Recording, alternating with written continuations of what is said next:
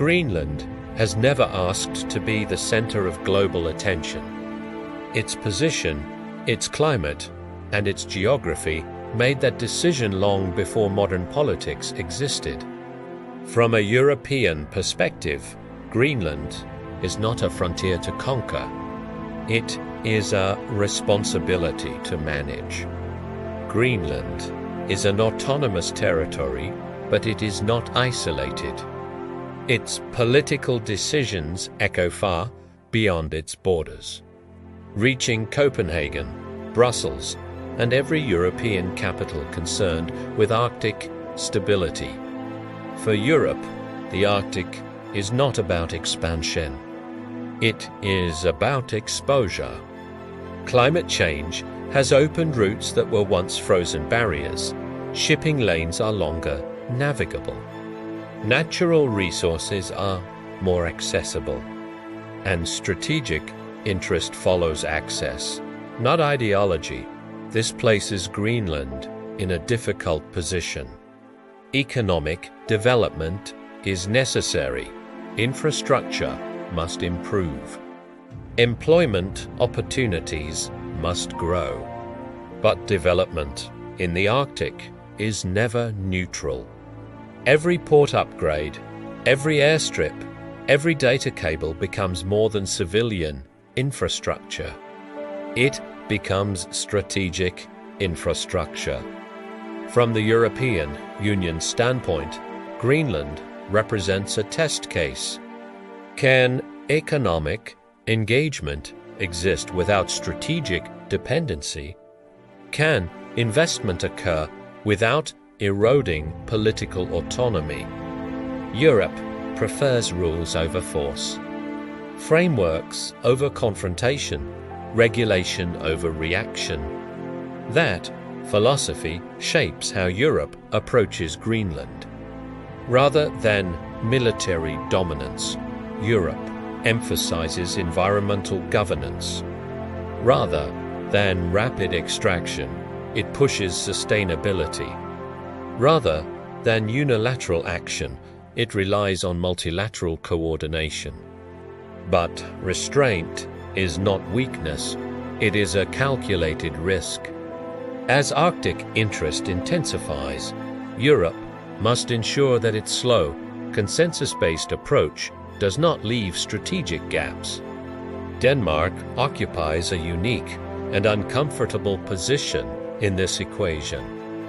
As a NATO member, Denmark carries security obligations. As the kingdom authority, it carries responsibility for Greenland's defense. And as a European state, it must align with broader EU priorities. Every decision Denmark makes is scrutinized, not only by allies, but by Greenland itself. Greenland's population is small, but its political voice is increasingly firm. Autonomy is not symbolic. It is operational. Greenlandic leaders are aware that strategic relevance can become a trap. Too much attention invites pressure. Too little attention invites neglect. Europe understands this tension. Unlike global powers seeking leverage, Europe seeks continuity, stability over dominance, predictability over spectacle. But stability requires investment, and investment always carries influence. This is the paradox at the heart of Greenland's future. Europe wants Greenland to remain open, cooperative, and autonomous. Yet, maintaining autonomy in a strategically valuable region requires constant negotiation. Energy resources present another dilemma.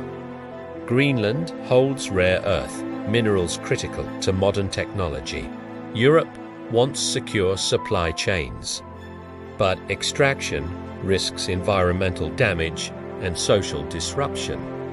Europe cannot afford to replicate the extractive patterns of the past. The Arctic is not a colony. It is a living region, with long-term consequences.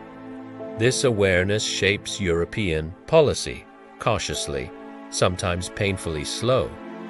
Critics argue Europe moves too carefully. Supporters argue that caution is the only sustainable path. From Greenland's perspective, both views have merit. Rapid development could overwhelm local institutions. Slow development could leave Greenland vulnerable to external pressure. There is no neutral timeline. Security concerns add another layer. Increased Arctic traffic raises risks. Search and rescue capacity, environmental response readiness, cyber and satellite infrastructure protection. Europe must coordinate these efforts without militarizing the region unnecessarily. Militarization creates escalation. Escalation invites miscalculation. Europe's objective is to prevent the Arctic from becoming a theater of confrontation. Yet, prevention requires presence, not dominance, presence. Scientific stations, Coast Guard patrols, diplomatic engagement, shared frameworks. This is how Europe projects influence, quietly, persistently. For Greenland, this approach offers both protection and constraint. Protection from becoming a pawn, constraint from moving too quickly in any direction. This is the cost of strategic geography. Greenland did not choose its location. Europe did not choose the Arctic's transformation. But both must respond to reality. The future of the Arctic will not be decided by dramatic events. It will be shaped by policy details, infrastructure choices, and long-term commitments. Europe's role is not to dominate that future, it is to keep it balanced. Greenland's role is not to resist all influence. It is to navigate influence without losing control. This is not a story of empires rising. It is a story of responsibility expanding. And in the Arctic, responsibility is heavier than power.